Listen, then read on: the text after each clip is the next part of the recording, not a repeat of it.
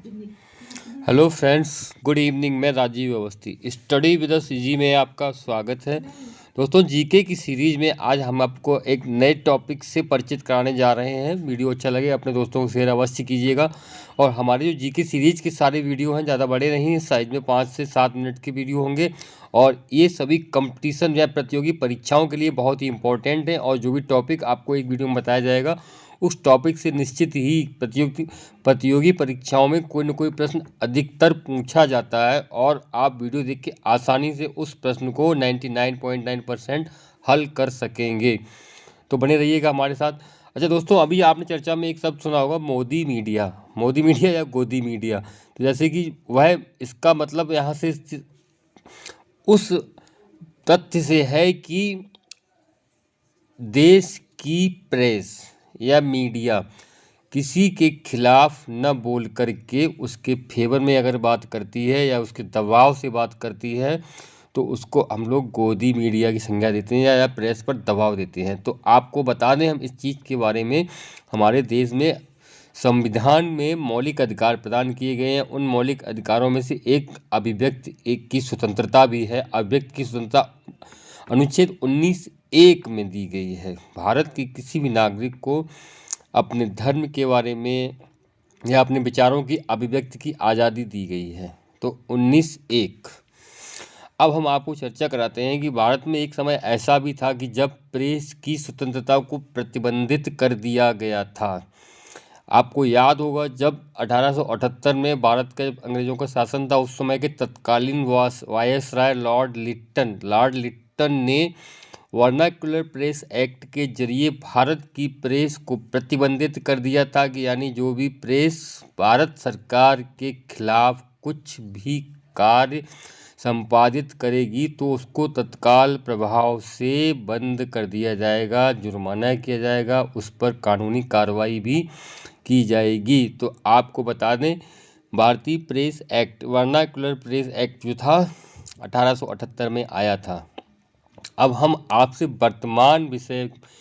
वर्तमान परिप्रेक्ष्य में प्रेस की स्वतंत्रता के बारे में चर्चा करेंगे। तो आपको बता दें, 3 मई 2022 को विश्व प्रेस स्वतंत्रता दिवस, वर्ल्ड प्रेस फ्रीडम डे मनाया जाता है। और इस अवसर पर रिपोर्टर्स विदाउट बॉर्डर या रिपोर्टर्स सैंस फ्रंटियर्स के द्वारा 2022 में 3 मई 2022 को विश्व प्रेस स्वतंत्रता सूचकांक, वर्ल्ड प्रेस फ्रीडम इंडेक्स का 20वां संस्करण प्रकाशित किया गया था, जिसमें 180 देशों में भारत 150वें पायदान पर था। तो सबसे पहले तो आपको ये बता दें कि जैसे कि आपने पढ़ा था कि 20वां संस्करण प्रकाशित किया गया, यानी ये स्टार्ट कब से किया गया था। तो सबसे पहले आपको बता दें, 1991 में यूनेस्को की जनरल कॉन्फ्रेंस की सिफारिश के बाद 1993 में संयुक्त राष्ट्र महासभा ने विश्व प्रेस स्वतंत्रता दिवस की घोषणा की, यानी कि 3 मई को विश्व प्रेस स्वतंत्रता दिवस मनाया जाता है। अगला जो है, इसमें आपको 2002 से रिपोर्टर्स सैंस फ्रंटियर्स या रिपोर्टर्स विदाउट बॉर्डर एक संस्था है। अब ये संस्था कहाँ की है? पेरिस की, यानी फ्रांस की है, राजधानी पेरिस में इसका मुख्यालय है। और इस संस्था का मुख्य कार्य है संयुक्त राष्ट्र, यूनेस्को, यूरोपीय परिषद और फ्रैंकोफोनी के अंतर्राष्ट्रीय संगठन OIF की परामर्शदात्री समिति है। और ये एक NGO है, नॉन गवर्नमेंट ऑर्गेनाइजेशन। OIF एक 85 फ्रेंच फारसी राज्यों का समूह है, उसकी परामर्शदात्री भी समिति भी है। और यही आपका वर्ल्ड प्रेस फ्रीडम इंडेक्स जारी करती है। ये 2002 से शुरू हुआ। इस प्रकार 2022 में इसका 20वां संस्करण प्रकाशित हुआ। अब हम चर्चा करते हैं कि सूचकांक में भारत की स्थिति क्या है। 180 देशों में भारत 150वें स्थान पर है। इससे पहले हमने एक वीडियो बनाया था, उसमें वर्ल्ड हंगर इंडेक्स का भी भारत ने विरोध किया था और इसका भी यहाँ पर विरोध किया गया है, क्योंकि भारत में संवैधानिक अभिव्यक्ति की आज़ादी है। वो आपको बताया था, अनुच्छेद 19(1) में दी गई है। अब हम आपसे चर्चा करना चाहते हैं कि सबसे टॉप पर इस समय कौन सा देश है। तो सबसे जो टॉप पर जो देश है वो है आपका नॉर्वे। नॉर्वे एक ऐसा देश है जहाँ को ये जो प्रेस की स्वतंत्रता का इंडेक्स, इसमें नॉर्वे टॉप पर है। दूसरे नंबर पे आपका डेनमार्क है, तीसरे नंबर पे स्वीडन है, चौथा एस्टोनिया और पांचवा फिनलैंड।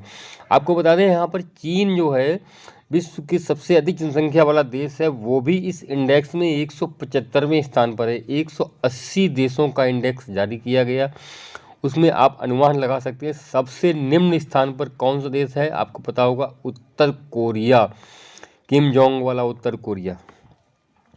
रूस भी इसमें 155वें स्थान पर है और भारत की स्थिति क्या है, 150वें स्थान पर। अब अपने पड़ोसी देशों के बारे में चर्चा करते हैं। हमारा जो पड़ोसी देश है नेपाल, उसकी 76वीं पोजीशन है। पाकिस्तान को भारत से भी निम्न रैंक दी गई है। पाकिस्तान को 157वें स्थान पर रखा गया था। ये पहले 146वें स्थान पर था पिछले वर्ष में, लेकिन ये 12वें स्थान गिर करके 157वें स्थान पर पहुंच गया है। श्रीलंका जो है भारत से अच्छी स्थिति में है, 146वें स्थान पर है। बांग्लादेश 162वें स्थान पर है और म्यांमार जो है वो 176वें स्थान पर है। चीन की हमने आपको स्थिति बता ही दी है।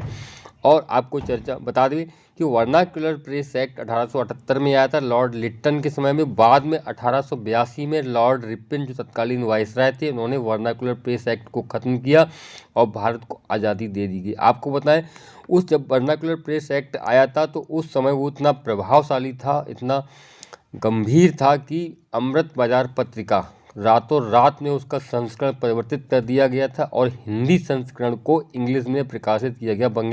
कलकत्ता से प्रकाशित होने वाली पत्रिका थी ये अमृत बाजार पत्रिका। वर्ल्ड प्रेस स्वतंत्रता सूचकांक जारी करने का जो फैक्टर होता है, तथ्य होते हैं, वो होते हैं किसी भी देश में पत्रकारों के लिए उपलब्ध स्वतंत्रता के स्तर के अनुसार उन देशों को रैंक प्रदान की जाती है। ये 0 से 100 तक के स्कोर में दी जाती है। लेकिन आपको एक चीज़ और बता दें, यहाँ पे पत्रकारों के लिए केवल स्वतंत्रता की ही बात की गई, ना कि पत्रकारिता की गुणवत्ता का संकेतक नहीं है। पत्रकारिता कैसी है ये इसका कोई भी संदेश नहीं देती है। इसका सिर्फ यही काम है कि उस देश में पत्रकारों को या मीडिया को अपनी बात कहने की कितनी आज़ादी दी गई है।